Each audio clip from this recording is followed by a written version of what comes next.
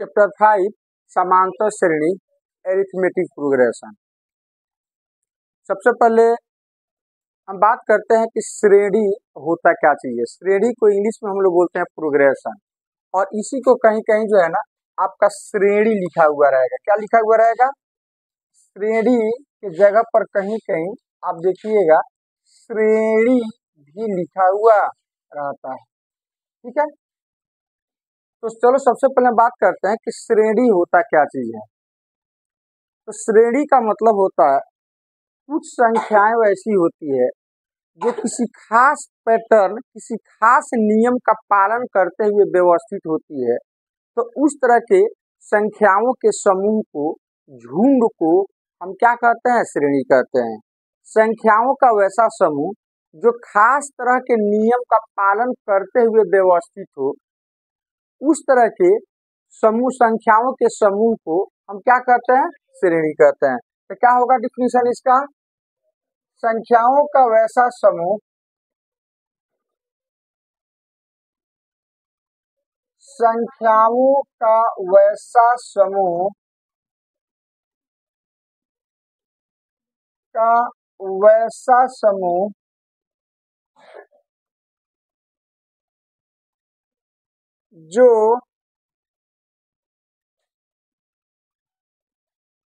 जो किसी खास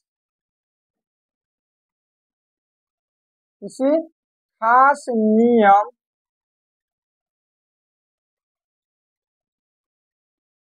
या खास नियमों का पालन करते हुए व्यवस्थित हो, पालन करते हुए व्यवस्थित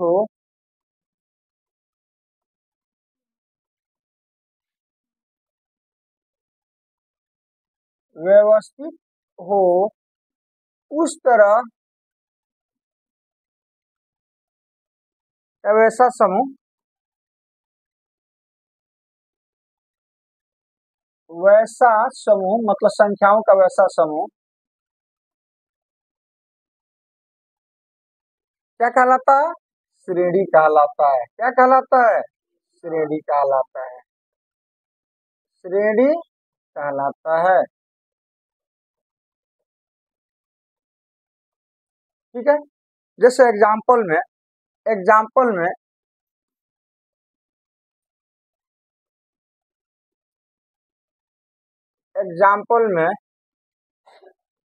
हम कुछ संख्याओं का समूह लेते हैं और देखते हैं कि इसे हम श्रेणी बोलेंगे कि नहीं बोलेंगे। यदि वो खास तरह का नियम का पालन करता हो तो उसको श्रेणी बोलेंगे, और नहीं तो उसको हम श्रेणी नहीं बोलेंगे, प्रोग्रेशन नहीं बोलेंगे।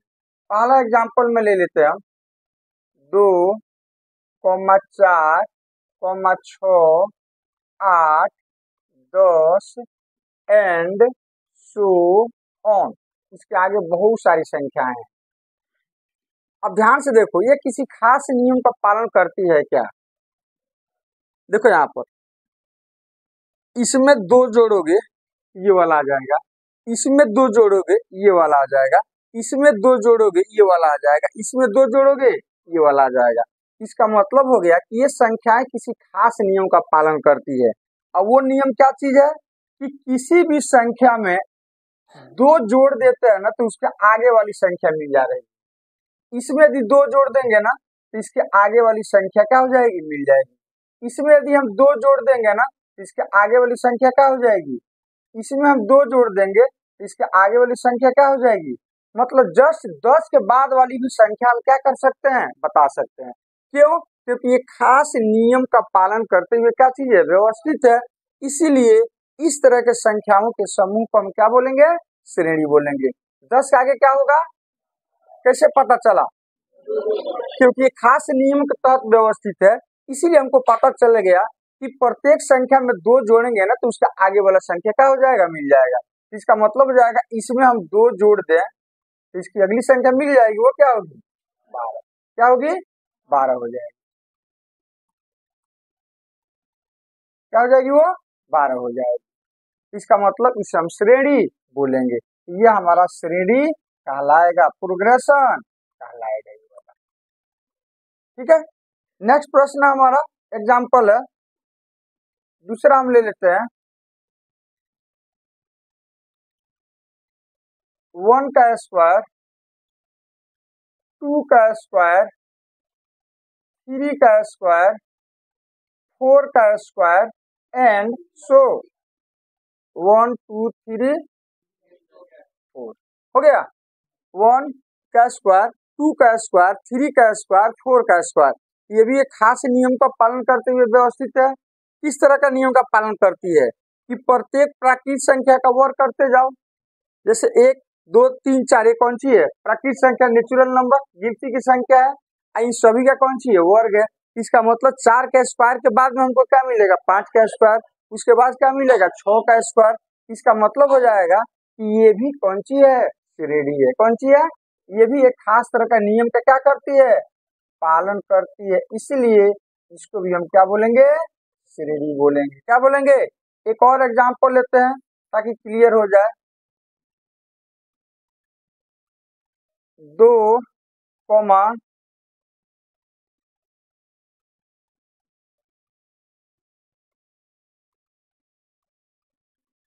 ये श्रेणी है कि नहीं? किस नियम का पालन करती है? किस नियम का पालन करती है? किस तरह का नियम का पालन करती है?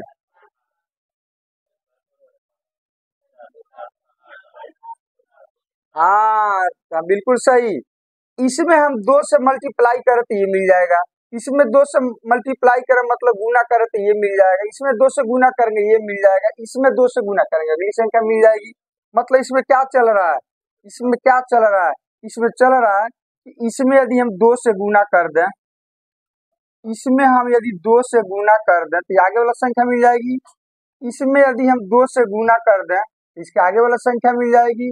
इसमें यदि हम 2 से गुना कर दें तो इसकी अगली संख्या क्या हो जाएगी? मिल जाएगी। तो इसके आगे वाला संख्या भी हम बता सकते हैं क्या होगा? नहीं बता सकते हैं। इसका मतलब हो जाएगा ये भी आपका कौन सी है? श्रेणी है। क्या चीज है? श्रेणी है। एक और एग्जांपल लेते हैं और आप बता दो ये श्रेणी है कि नहीं, ये श्रेणी है कि नहीं। जैसे एग्जांपल ले रहे हैं ए, क्या ले रहे हैं? ए, उसके बाद से ले रहे हैं ए स्क्वायर, उसके बाद से ले रहे हैं ए का पावर 3, उसके बाद से ले रहे हैं ए का पावर 4, ए का पावर 4। अब इसको हम श्रेणी बोलेंगे कि नहीं बोलेंगे? नहीं बोलेंगे? बिल्कुल सही बोलेंगे, क्योंकि देखो आधार सेम है, पावर एक एक बढ़ते जा रहा है। इसका मतलब अगली संख्या ए का पावर 5 होगा, उसकी अगली संख्या ए का पावर 6 होगा। मतलब इस पर एक खास नियम का पालन करते हुए व्यवस्थित है। इसका मतलब ये भी क्या चीज है? श्रेणी। ये भी क्या चीज है? श्रेणी है। ये भी क्या चीज है? श्रेणी। ये भी कौन सी है? श्रेणी। एक और एग्जांपल लेते हैं। 1 3 7 9 11 एंड सो ऑन, ये श्रेणी है कि नहीं? ध्यान से देखो यहाँ पर किस नियम का पालन कर रहा है उसको थोड़ा सा हम लोग जांच लेते हैं। जैसे 1 में 2 जोड़ोगे ये वाला आ जाएगा। इसका मतलब सभी में 2 जोड़े, किसी भी संख्या में 2 जोड़ने पर आगे वाला आ जाना चाहिए। नहीं तो देखते हैं ऐसा हो रहा है क्या इसमें। जैसे 1 में 2 जोड़ोगे ये वाला आ जाएगा, तो इसमें 2 जोड़ने पर फिर यह आना चाहिए, लेकिन आएगा ये। 3 में 2 जोड़े कितना आना चाहिए? लेकिन यहाँ पर कौन सी है? इसका मतलब कि यहाँ पर गड़बड़ हो गया। क्या हो गया? फिर यहाँ पर 2 जोड़ेंगे तो ये वाला आ जाएगा, लेकिन यहाँ पर तो गड़बड़ हो गया। इसका मतलब ये दोनों के बीच जो है ना कोई खास नियम नहीं है, इसीलिए इसको हम श्रेणी नहीं बोलेंगे। इसको हम श्रेणी नहीं बोलेंगे। अब श्रेणी किसको बोलेंगे समझ में आ गया? अब ये श्रेणी जो होता है कितने टाइप का होता है जी? 3 टाइप का। श्रेणी कितना? 3 टाइप का। श्रेणी कितने प्रकार का? 3 प्रकार का। श्रेणी जो होता है वो 3 प्रकार का होता है। श्रेणी 3 प्रकार का।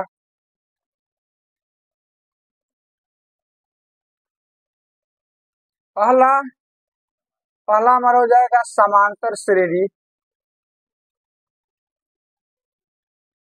समांतर श्रेणी जिसको हम बोलते हैं एरिथमेटिक प्रोग्रेशन। एरिथमेटिक प्रोग्रेशन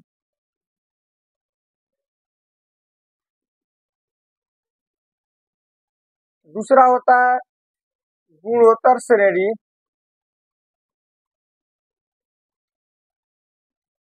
गुणोत्तर श्रेणी जिसको हम बोलते हैं ज्योमेट्रिक प्रोग्रेशन। Geometric progression. और एक हो जाएगा आपका हरात्मक श्रेणी। हरात्मक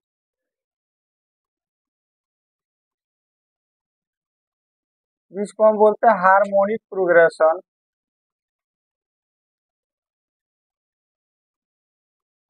हार्मोनिक प्रोग्रेशन।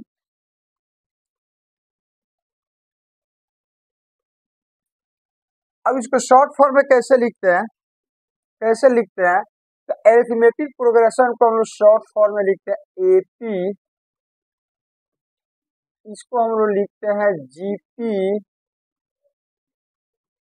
और इसको लिखते हैं एचपी। क्या चीज? एचपी। ये वाला चीज हमें क्लास 10th लेवल पर ये वाला चीज हम नहीं पढ़ने वाले हैं, और ये भी वाला हम लोग नहीं पढ़ने वाले। आगे जाइएगा 11th वगैरह में जाकर के आपको पढ़ना, ठीक है। तो हमें क्लास 10th लेवल पर किस तरह के श्रेणी को फॉलो करना है? समांतर श्रेणी।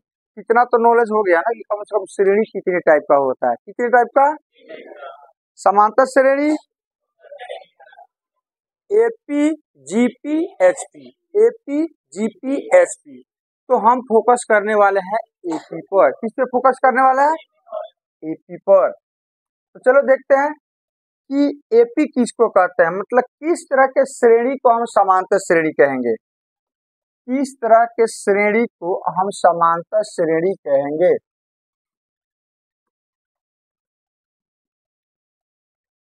समांतर श्रेणी एरिथमेटिक प्रोग्रेशन जिसको हम लोग शॉर्ट फॉर्म में क्या लिखेंगे? एपी। अब हम कहीं भी लिखेंगे तो समांतर श्रेणी नहीं लिखेंगे, हम डायरेक्ट लिखेंगे एपी, या बोलेंगे भी तो एपी ही बोलेंगे। याद रहेगा ना? देखो जैसा कि इसका नाम से ही इसका डिफिनीशन देखो, समांतर मतलब इसका संधि विच्छेद करोगे तो ये हो जाएगा कुछ इस तरह से, समान जोड़ अंतर।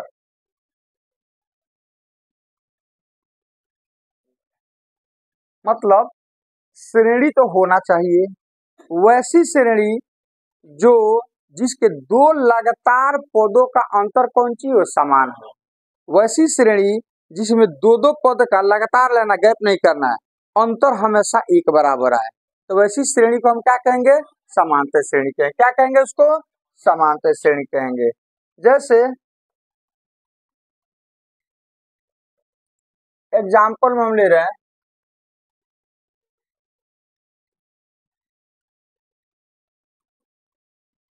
पहला एग्जाम्पल हमारा हो जाएगा 2 4 6 8 10 एंड सो ऑन। ठीक है, ये श्रेणी तो है। अब जब भी हम लिखेंगे श्रेणी ही लिखेंगे, श्रेणी नहीं होगा उसको हम लिखने वाले नहीं है। तो चलो ये श्रेणी हो गया। अब इसको हम समांतर श्रेणी बोलेंगे कि नहीं बोलेंगे? तो डिफिनीशन क्या कहता है? डिफिनीशन कहता है यहाँ पर, डिफिनीशन लिख देते हैं यहाँ पर, वैसी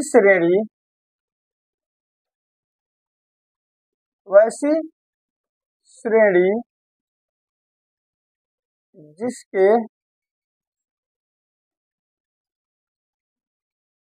दो क्रमागत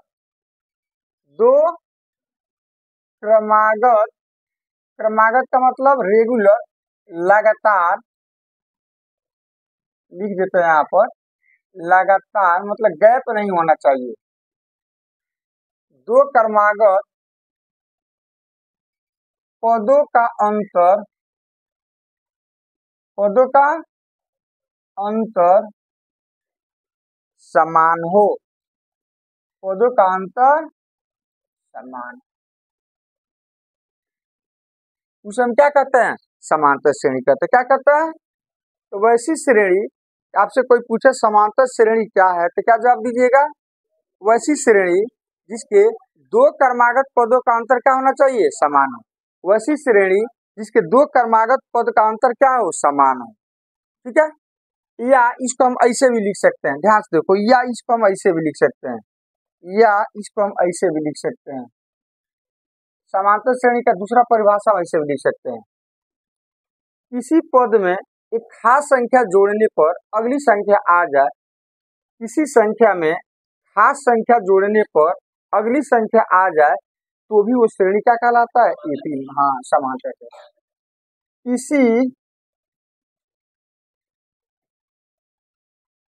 किसी भी संख्या में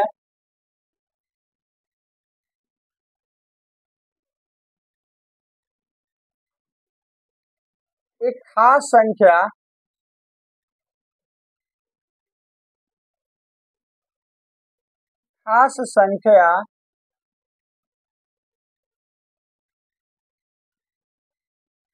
जोड़ने पर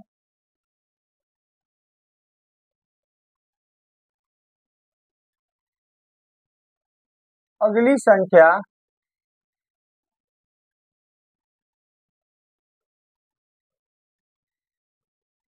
अगली संख्या प्राप्त हो, क्या चीज हो? प्राप्त हो, उसे हम क्या कहते हैं? समांतर श्रेणी में कहते हैं। क्या कहेंगे? समांतर श्रेणी में। अब दोनों डिफिनीशन को हम फॉलो करते हैं। चलो देखो, इसमें दो दो पद आप ले लो, जैसे ये दोनों पद को ले लो, देखो देखो अंतर कितना हो रहा है, आगे वाला हमसे पीछे वाले घटाना है, हम ऐसे चल रहे हैं ना, तो जैसे ये दो पद को ले रहे हैं, तो अगली संख्या में से पीछे वाला संख्या घटाना है, तो 4 में से 2 जाएगा, तो कितना का अंतर आया? अब ये दोनों को ले लो, ये दोनों का, तो अगली संख्या 6 हो गया, तो 6 में से 4 जाएगा, 2 का अंतर, 8 में से 6 जाएगा, इसमें भी कितना का अंतर है? इसका मतलब इस तरह के श्रेणी को हम क्या बोलेंगे? समांतर श्रेणी। क्यों बोलेंगे? क्योंकि दो दो पदों का अंतर क्या आ रहा है? समान आ रहा है। दो दो पदों का अंतर क्या आ रहा है? समान आ रहा है। अच्छा, अब ध्यान देखो, अब दूसरा डिफिनीशन, किसी भी संख्या में खास संख्या जोड़ने पर अगली संख्या मिल जाए। अब ध्यान से देखो, इसमें हम 2 जोड़ेंगे तो ये वाला मिल जाएगा, अब इसमें भी 2 जोड़ने पर आगे वाला मिल जाएगा, इसमें भी 2 जोड़ने पर आगे वाला मिल जाएगा, इसमें भी 2 जोड़ने पर अगली संख्या क्या हो जाएगी? मिल जाएगी। इसका मतलब क्या चीज है? अरे समय, दोनों डिफिनीशन को फॉलो करो। दो क्रमागत पदों का, ऐसा ना कि एक 2 ले ले 6 ले ले तो गड़बड़ हो जाएगा। क्रमागत का मतलब लगातार, जैसे 2 ले रहे हैं तो इसे आगे वाला 4 को आपको लेना पड़ेगा, तो ये 2 हो गया, 4 में से 2 जाएगा, फिर ये दोनों को ले लो, 6 में से 4 जाएगा 2, ये दोनों को ले लो, 8 में 6 जाएगा, 10 में से 8 जाएगा। इसका मतलब किसमें है ये श्रेणी? एपी में है। किसमें है ये अपना एपी में, एपी में। दूसरा एग्जाम्पल ले लेते हैं,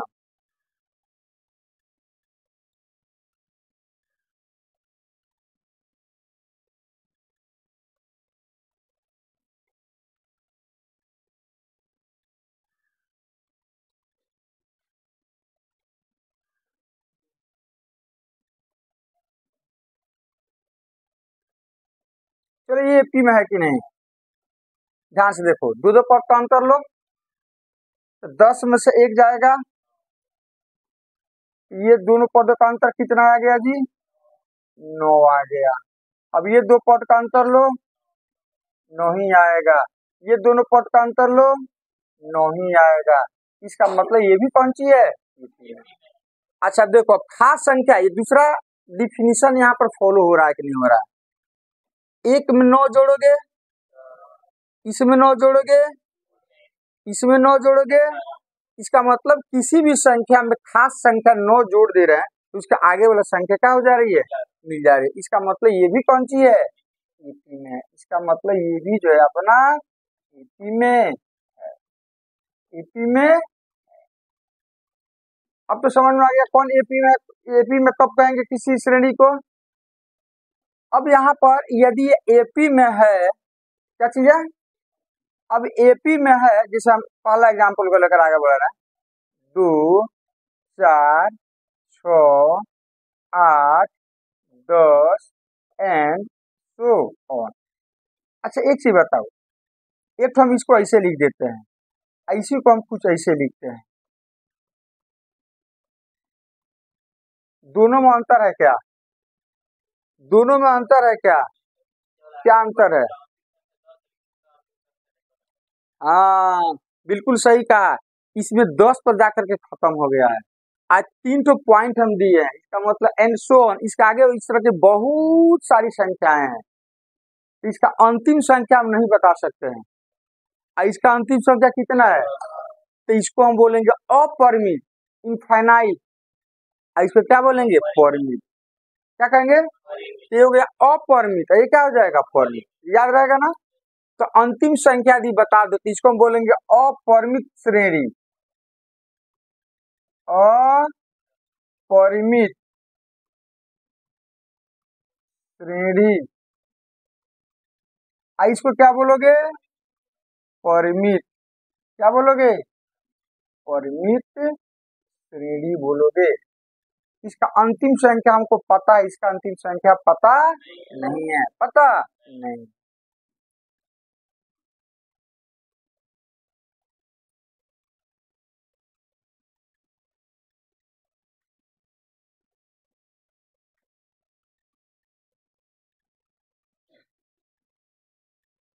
परिमित है कि अपरिमित, परिमित है।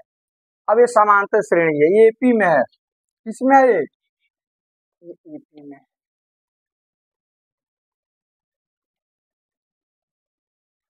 ठीक है, तो श्रेणी के पद को हम लोग सूचित करते हैं ए से, किसे सूचित करते हैं, तो ये पहला पद है, क्या चीज है, कि श्रेणी का ये पहला पद है, इसको हम सूचित करेंगे A1। ये श्रेणी का दूसरा पद है A2, ये तीसरा पद है A3, ये चौथा पद है A4, ये पांचवा पद है A5, ये छठा पद है ये, इसी तरह से आगे बढ़ते जाएगा। A1 का मतलब क्या हो गया जी, A1 का मतलब क्या हो जाएगा, हाँ पहला पद, पहला पद, तो पहला पद को हम सूचित करेंगे A1, दूसरा पद को, दूसरा पद हो जाएगा A2, बस 1 2 3 लगाते जाना है यहाँ पर। तीसरा पद कितना होगा,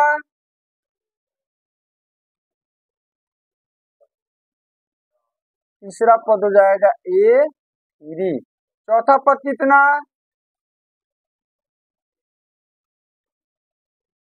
A4 हो जाएगा, पांचवा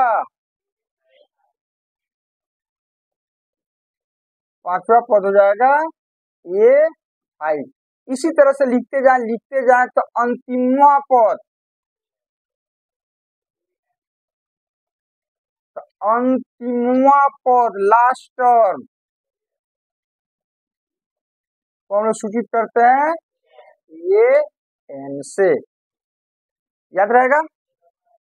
यदि कोई यदि संख्याओं का समूह श्रेणी में है, खास तरह का नियम का पालन करते हुए व्यवस्थित है, तो उसके पदों को हम कैसे सूचित करते हैं, ए से। पहला पद होगा A1, दूसरा होगा A2, तीसरा होगा A3, कहीं कहीं टी से भी सूचित किया जाता है, कहीं कहीं टी से भी सूचित किया जाएगा, याद रखना, कहीं कहीं इसको टी से भी सूचित किया जाएगा। A1 न लिख करके T1 भी लिखा जाता है, A2 न लिख करके T2 भी लिखा जाता है, T3 भी लिखा जाता है, T4 भी लिखा जाता है, T5 भी लिखा जा सकता है, और Tn भी लिखा जा सकता है। इतना चीज लिखा जा सकता है, याद रहेगा। अच्छा अब चलो यहाँ पर देखो, ये एपी में है, किसमें है, ये एपी में है,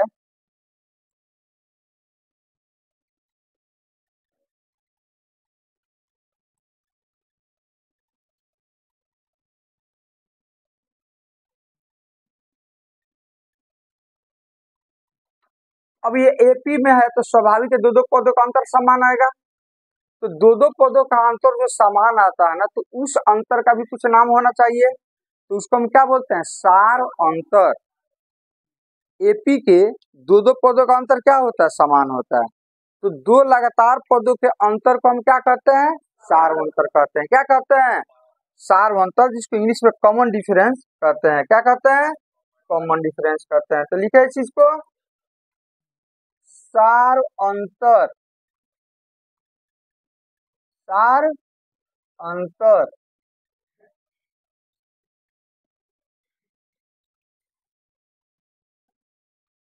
कॉमन डिफरेंस।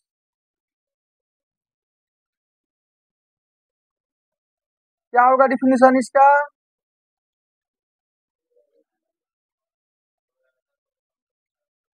हाँ, दो क्रमागत, शर्त यही है कि एपी में होना चाहिए। किस में होना चाहिए?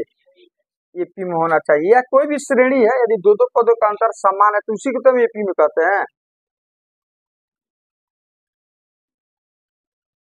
दो क्रमागत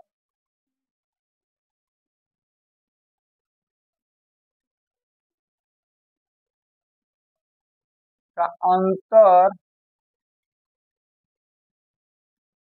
को क्या कहते हैं? सार अंतर कहते हैं।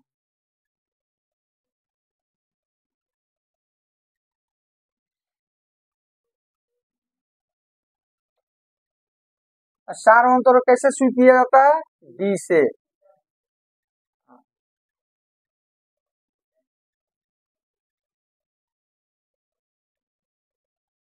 सार अंतर को छोटा डी से किया जाता है।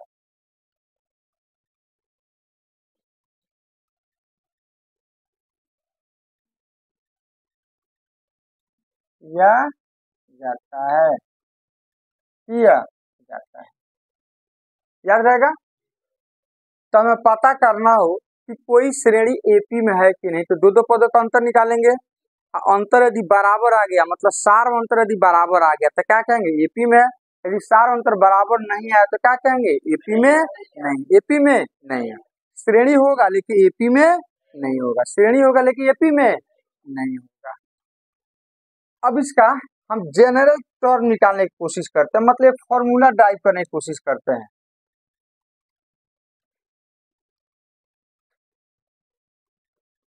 एपी का सामान्य रूप, जनरल फॉर्म।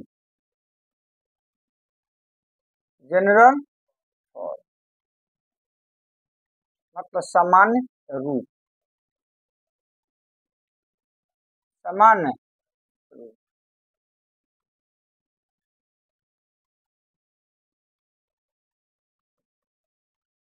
चलो ध्यान से देखो।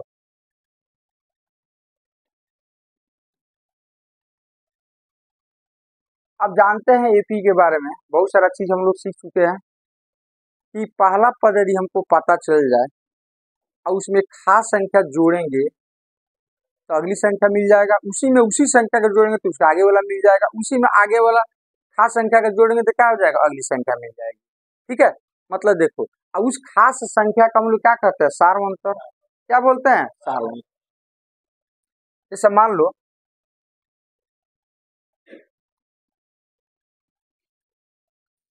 एपी का पहला पद,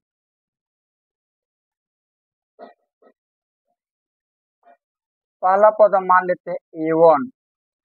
क्या मान लेते हैं? तो दूसरा पद क्या होगा? एक खास संख्या। एक खास संख्या जिसको हम शुरू कर रहे हैं डी से। किससे शुरू कर रहे हैं? डी से। तो यदि एपी की हम बात करें तो किसी भी संख्या में डी जोड़ने पर उसका आगे वाला मिल जाना चाहिए। तो दूसरा पद कितना हो जाएगा? ये A1 पहली संख्या में हम क्या करेंगे? डी जोड़ देंगे। तो अगली संख्या हमें मतलब ए टू क्या हो जाएगा, मिल जाएगा। देखो ना यहाँ पर, इसमें इसका सार्वंतर कितना है, 2 है, तो इसमें 2 जोड़ोगे तो ये वाला मिल जाएगा।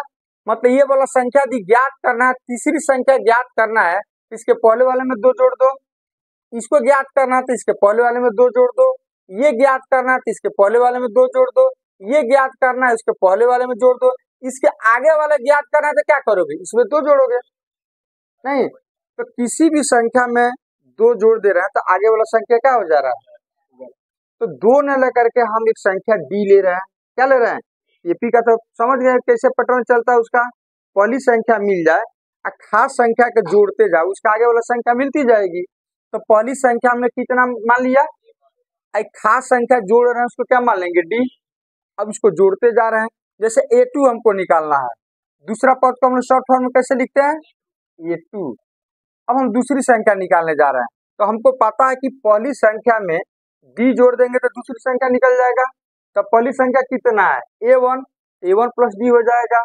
अच्छा तीसरी बोलो, तीसरा पद बोलो कितना होगा, तीसरा पद ए3 जिसको हम लोग सूचित करते हैं।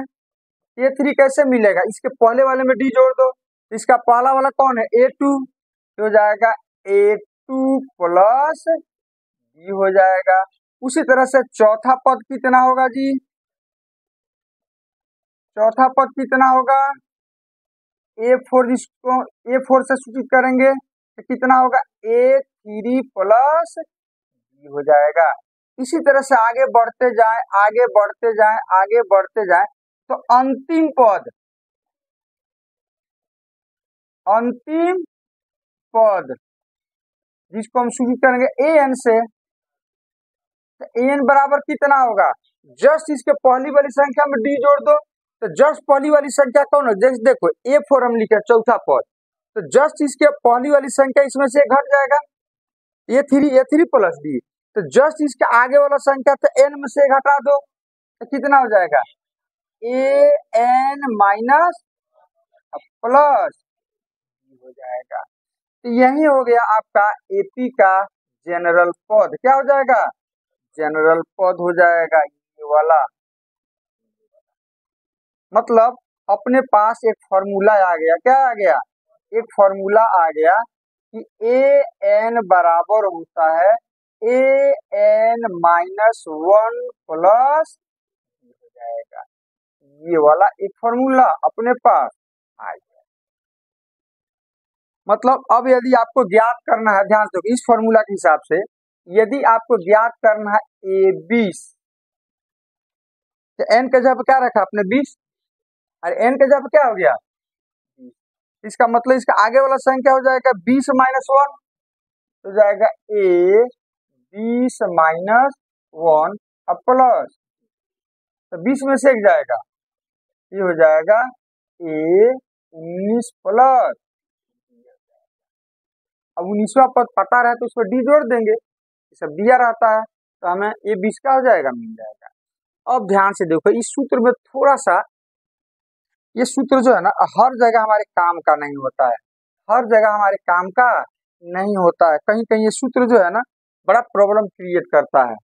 जैसे मान लो हमको चौथा पद तक पता है, हमको 50वां पद निकालना है, 50वां पद के लिए 49वां पद ज्ञात रहेगा तब ना हम डी जोड़ने पर हमारा 50वां पद ज्ञात होगा।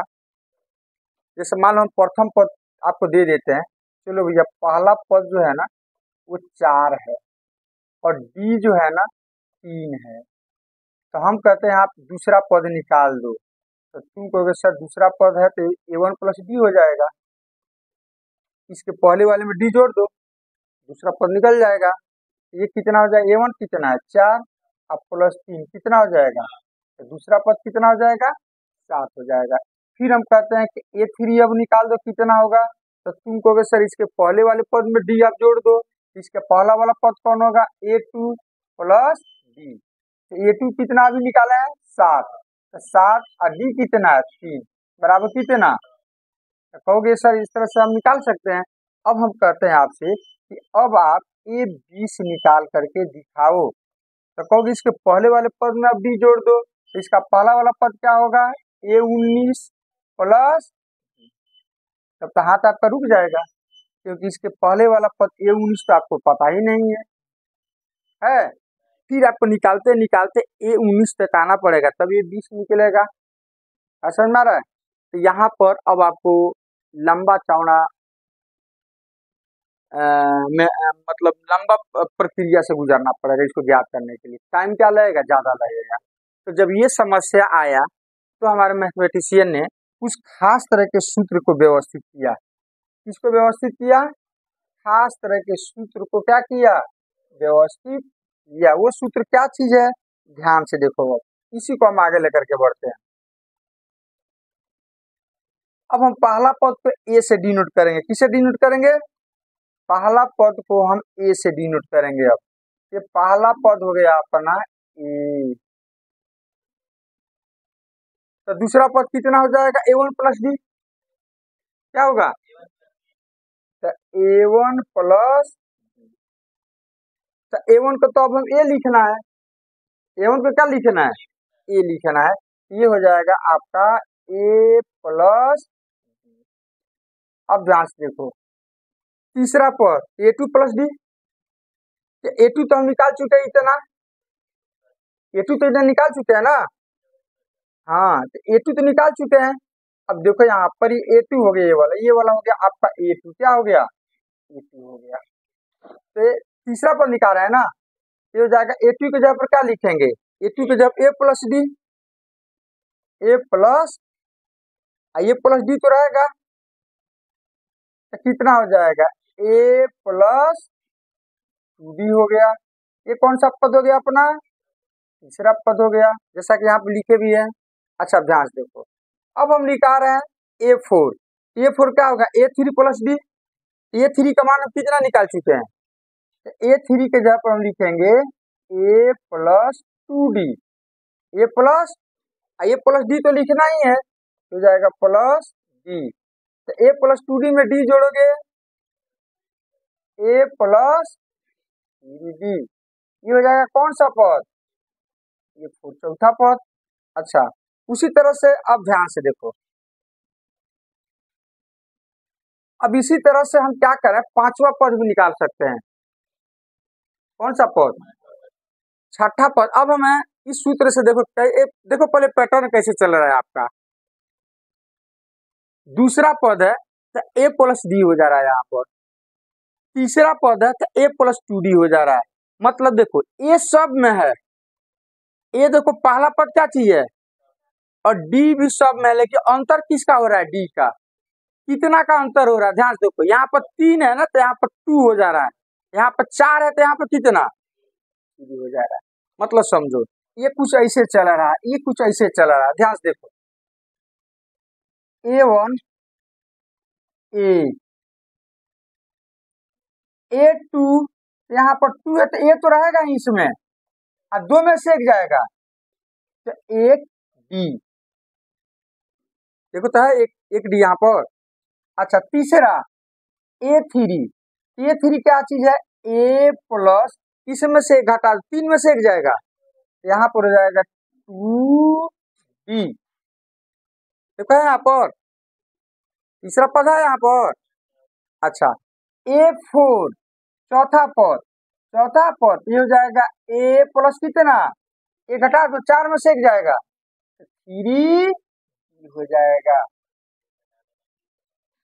आंसर में अब बताओ यदि हमको लिखना हो 10वां पद A10, ए लिखेंगे प्लस 10 में से एक जाएगा 9 हो जाएगा, क्या हो जाएगा, 9 हो जाएगा। कितना होगा, 9 हो जाएगा।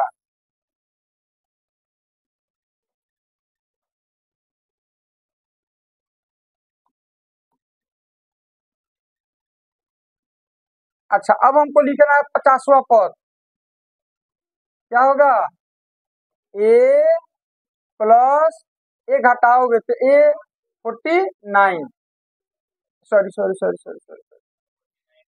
हाँ 49 ये हो जाएगा। अब हमें कोई भी पद ज्ञात करना, अब हमें ज्ञात करना एनवा पद मतलब ए एन, तो क्या होगा ए प्लस इसमें से घटा दो, एन में से घटाओगे तो एन माइनस इंटू ये हो जाएगा। तो ये भी हमारा हो गया एक फॉर्मूला जिसको हम जनरल टर्म कहेंगे, मतलब ये अंतिम पद हो गया। तो एपी का ये भी एक फॉर्मूला हो गया। एक फॉर्मूला यहाँ पर है, एक फॉर्मूला कहाँ पर है ये वाला, और दूसरा फॉर्मूला अपना ये वाला हो गया। दूसरा फॉर्मूला ये वाला हो गया। एन बराबर क्या हो जाएगा a plus n minus one into. अब ध्यान से देखो, अब जैसे यहाँ पर हम ए का मान 4 लिए थे और डी का मान 3 लिए थे, जैसे ए 20 ज्ञात करने में हमको दिक्कत हो रहा था, अब इस सूत्र की सहायता से ए 20 आराम से ज्ञात कर सकते हो। अब इस सूत्र को हटा दो, इस सूत्र को हटा दो, इसके जगह पर हम क्या लिखेंगे ए 20 के जगह पर क्या लिखेंगे हम, अब ए 20 के जगह पर क्या लिखोगे आप ए प्लस 19 डी, 19 डी।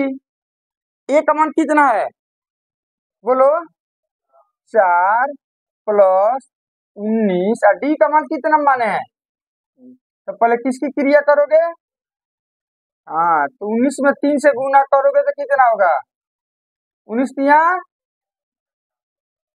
और 4 इसमें क्या करो अब हो जाएगा 61, मतलब एपी का 20वां पद कितना हो जाएगा 61 हो जाएगा।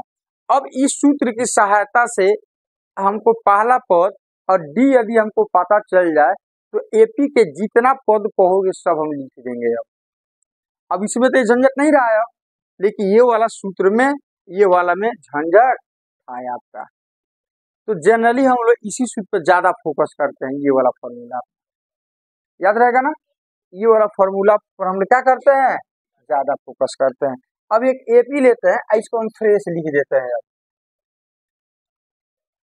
जैसे मान लो 2 4 6 8 10 यहाँ पर परमिट है कि अपरमिट। अच्छा, अब ये सूत्र जो हम लिखे थे यहाँ पर, ये सूत्र जो लिखे थे हम ए एन बराबर a plus n minus 1 into, ये एपी का जनरल फॉर्म हो गया, एपी का हाँ सामान्य रूप हो गया, जनरल फॉर्म हो गया। अब बताओ यहाँ पर ए क्या चीज है, ये है पहला पद, ये क्या है प्रथम पद। अच्छा डी क्या चीज है 4,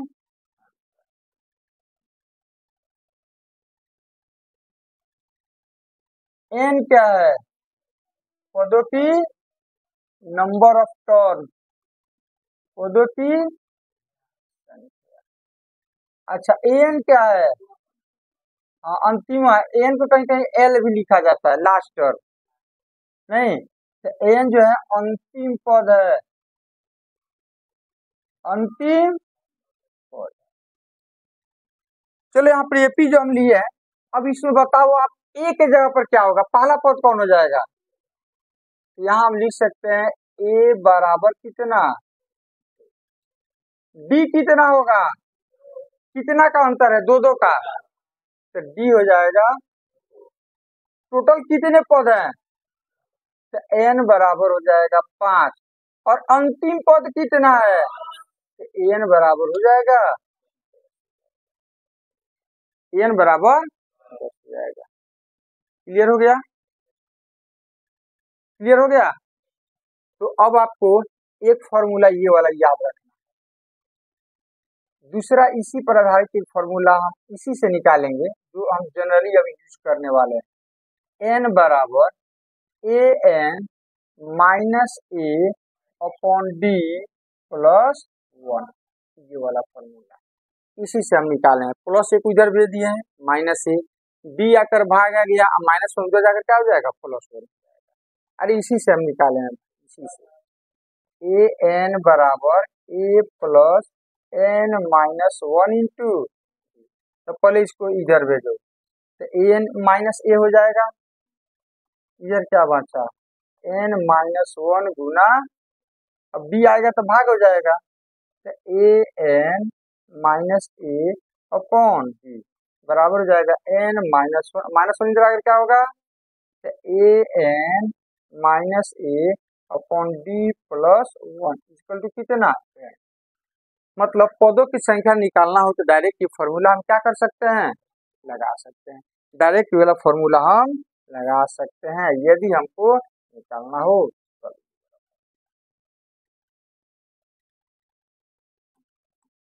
आ रहा समझ में,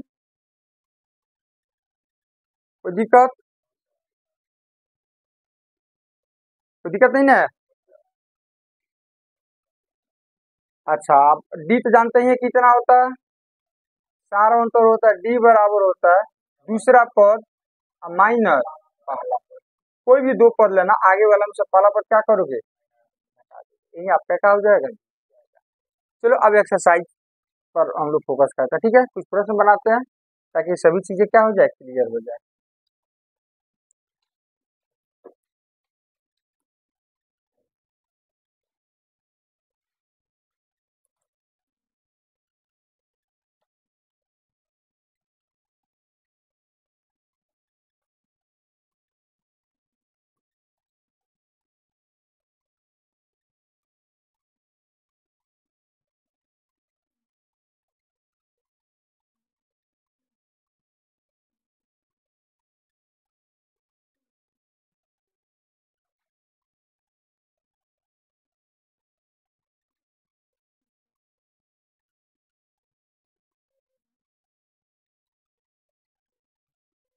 चलो हम स्टार्ट करते हैं यहाँ पर दो से, है कि नहीं, जब दो तीन बन जाएगा ना तो पहला प्रश्न है ना कि पहला ये सब दिया हुआ है, ये अपने आप ये सब बन जाएगा, तो हम स्टार्ट करते हैं आपको यहाँ से दो से, ठीक है, दिख रहा है ना प्रश्न, कि नहीं दिख रहा होगा, किताब में होगा आप लोगों का, किताब ओपन करके अपना लीजिएगा, या चलो हम लिख रहे हैं यहाँ पर, क्या दिक्कत है। एक्सरसाइज हो जाएगा हम लोग का 5.1, 5.1, तो हम बनाने जा रहे हैं दो का पहला ले रहे हैं, एक बार स्टार्टिंग में पहला ले रहे हैं, दिया है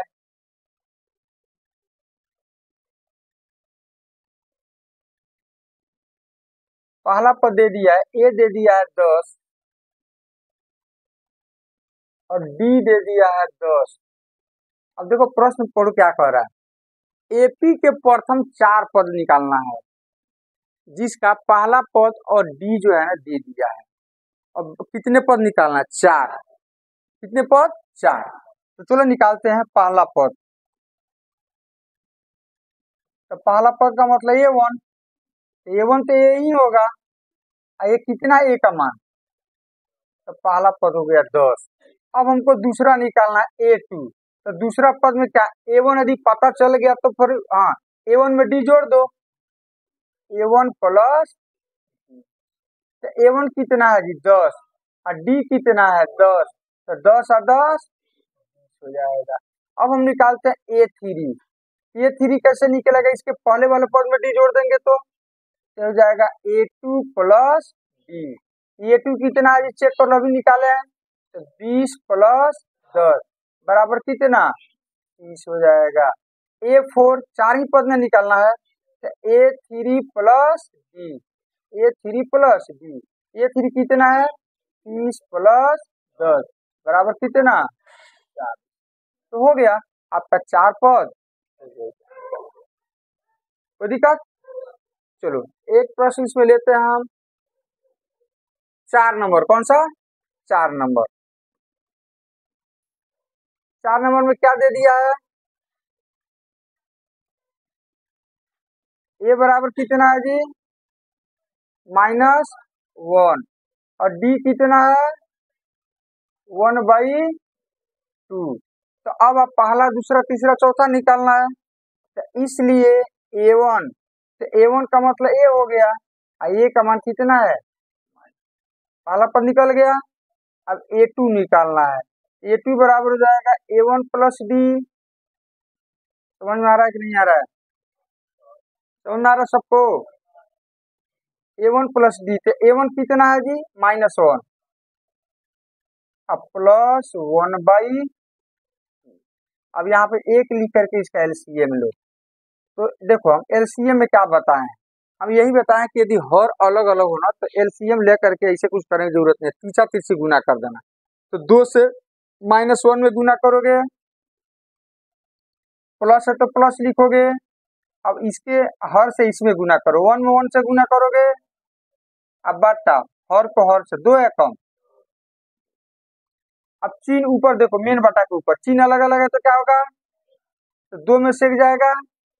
और चिन्ह ए का क्या रहेगा, माइनस, यहाँ पर हो जाएगा, बड़ी संख्या का चिन्ह लगाते हैं, A2 निकल गया। अब हम लेकर चलते हैं A3 हो जाएगा A2 plus D, A2 plus D. A2 कितना है जी, चेक करो, अभी निकाले हैं, -1/, ये हो जाएगा प्लस डी कितना है। अब ये दोनों सेम संख्या है, 1/2 चिन्ह अलग अलग है तो घटेगा, 1/2 में से 1/2 जाएगा 0, मतलब ये हो जाएगा 0।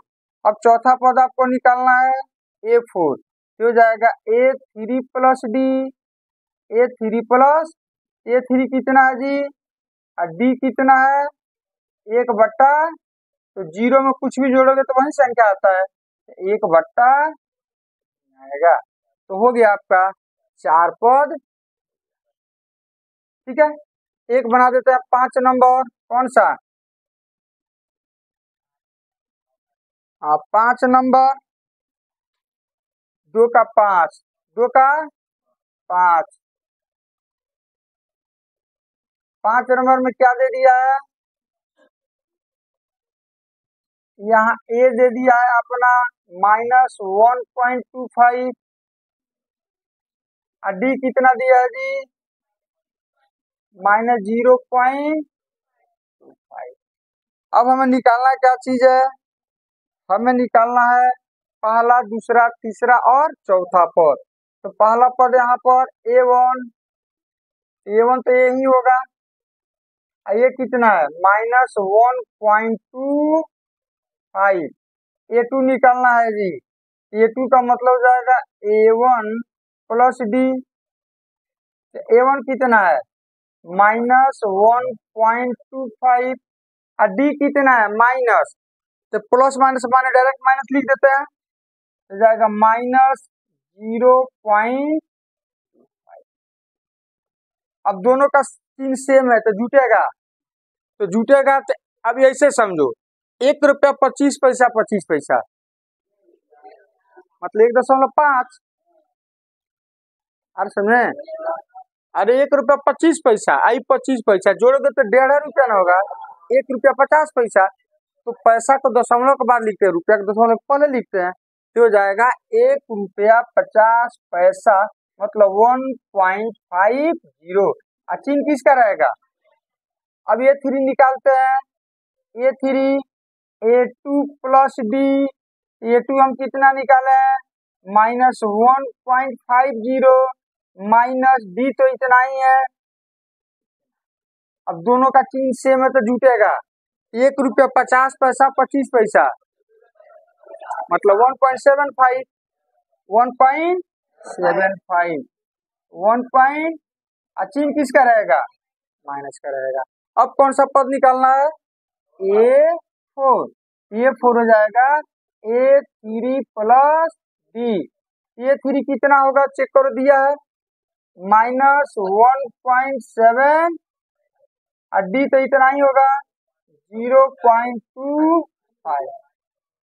अब 1 रुपया 75 पैसा 25 पैसा, तो 2 पैसा में कुछ नहीं है तो 0 हो जाएगा 2.00, चिन्ह किसका रहेगा, इस तरह से आपका पांचवा भी क्या हो गया। हाँ ठीक है, बोलिए।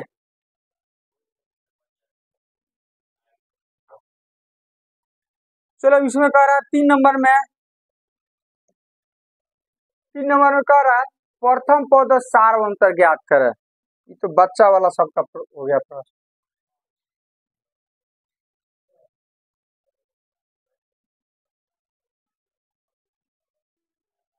तीन, एक, -1, -3। अब कह रहा है प्रथम पद और सारवंतर ज्ञात करना है। तो प्रथम पद कितना होगा यहाँ पर? अरे पहला पद यहाँ A1 लिख दे, A1 चाहिए लिख देते हैं। यहाँ A बराबर हो जाए कितना और D कितना होगा? तो कोई भी दो पद ले लो, चलो ये दोनों को ले रहे हैं, तो आगे वाला उनसे पीछे वाले घटाएंगे, तो 1 - 3 तो बराबर कितना हो जाएगा? हो गया, यही आंसर हो गया, यही आंसर हो जाएगा। अब इसका एक तो कौन बता दें? 3 नंबर, 3 नंबर प्रश्न दिया है 1/3, 5/3, 9/3, 13/। एक कितना हो गया यहाँ पर?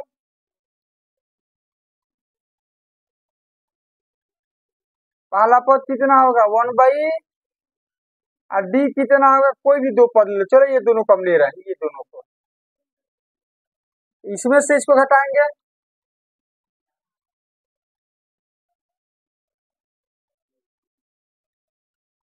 तो हर सेम है तो एलसीएम लेने की जरूरत है, हर सेम है तो यहाँ घटावे तो इतना माइनस इतना हो जाएगा, 9 - तो 9 में से 5 जाएगा, तो डायरेक्ट हम लिख देते हैं 4 बटा कितना। ये काम कब करोगे? जब हर सेम होगा तब, तो हर सेम है घटाव है तो 9 में से 5 जाएगा 4, 4/3 4/3 हो गया। नहीं, चलो 4 नंबर,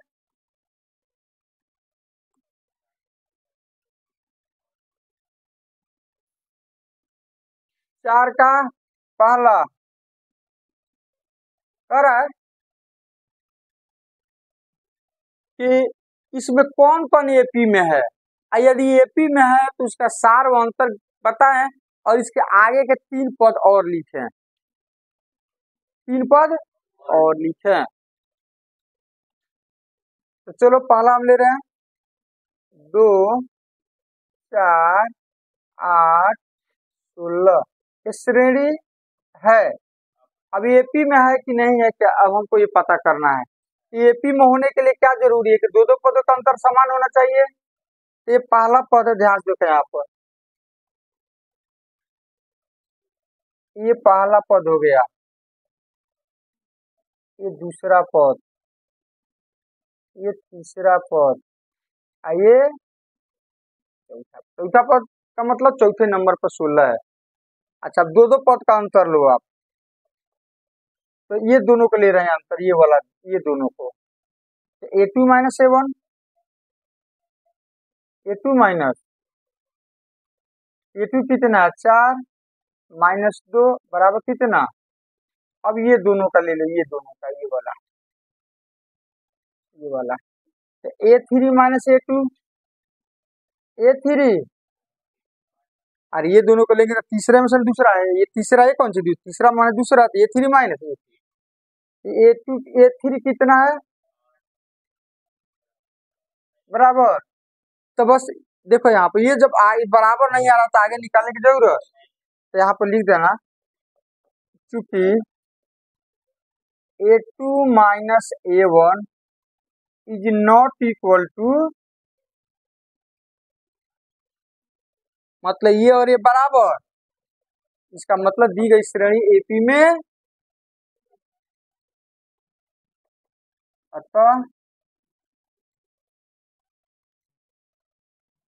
दी गई श्रेणी एपी में